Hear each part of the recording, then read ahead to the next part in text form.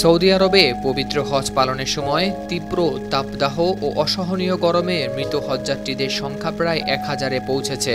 তীব্র গরমে মারা যাওয়া এই হজযাত্রীদের অর্ধেকেরও বেশি ছিলেন অনিবন্ধিত। বৃহস্পতিবার ফরাসি বার্তা সংস্থা এএফপির তালিকায় জানানো হয়েছে সৌদি হজযাত্রীদের প্রাণহানির এই সংখ্যা। ওয়ালটন ফ্রিজ কিনে অনেকের মতো আপনিও হয়ে যেতে পারেন মিলেনিয়াল। সেরা পণ্যের সেরা অফার। মক্কার বিভিন্ন হাসপাতাল এবং সৌদির বিভিন্ন দেশের দূতাবাসের তথ্যের সহায়তার ভিত্তিতে মৃত হজযাত্রীদের একটি তালিকা করেছে এএফপি।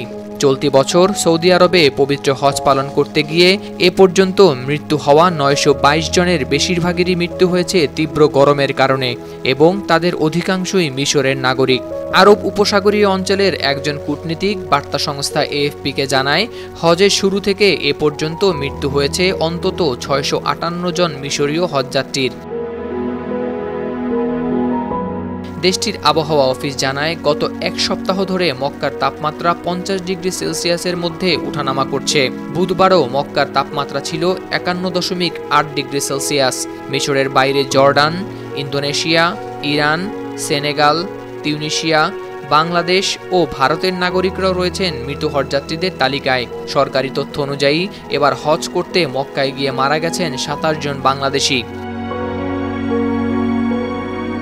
বিশ্বের বিভিন্ন দেশ থেকে এবার প্রায় 18 লাখ মানুষ গিয়েছেন হজ করতে, যাদের মধ্যে অনেকেই অভ্যস্ত নন মক্কার তীব্র গরমে। এছাড়াও এমন হাজার হাজার যাত্রী রয়েছেন যারা নিয়ম মেনে আসেননি সৌদিতে। যেসব হজযাত্রীর মৃত্যু হয়েছে তাদের একটি বড় অংশই অবৈধভাবে সৌদিতে প্রবেশ করেছিলেন বলে জানিয়েছে দেশটির প্রশাসন। এছাড়া হজের বিভিন্ন আচার অনুষ্ঠান পালন করতে গিয়ে নিখোঁজ হয়েছেন বহু সংখ্যক হজযাত্রী।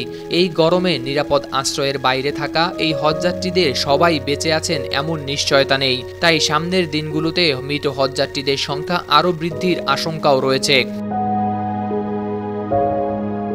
সৌদি আরবে পবিত্র হজের সময় পদদলন, তাঁবুতে অগ্নিকাণ্ড ও অন্যান্য দুর্ঘটনায় গত 30 বছরে প্রাণহানি ঘটেছে শত শত মানুষের, যে কারণে হজের আনুষ্ঠানিকতা নিরাপদে সম্পন্ন ও হজযাত্রীদের সুরক্ষা নিশ্চিতে নতুন অবকাঠামো তৈরি করতে বাধ্য হয়েছে সৌদি সরকার। তবে দেশটির কর্তৃপক্ষ বর্তমানে চরম তাপদাহ থেকে হজযাত্রীদের রক্ষা করতে গিয়ে মুখোমুখি হয়েছে নতুন চ্যালেঞ্জের।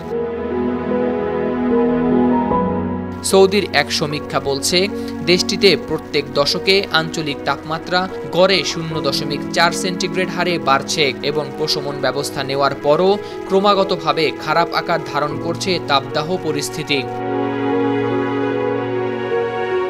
এদিকে গতকাল বৃহস্পতিবার থেকে শুরু হচ্ছে হজের ফিরতি ফ্লাইট, যা শেষ হবে আগামী 22 জুলাই। প্রথম দিনে ফেরার কথা রয়েছে 839 জন বাংলাদেশি হাজির। 19 জুন বুধবার ধর্ম মন্ত্রণালয় সূত্রে জানা যায় এসব তথ্য।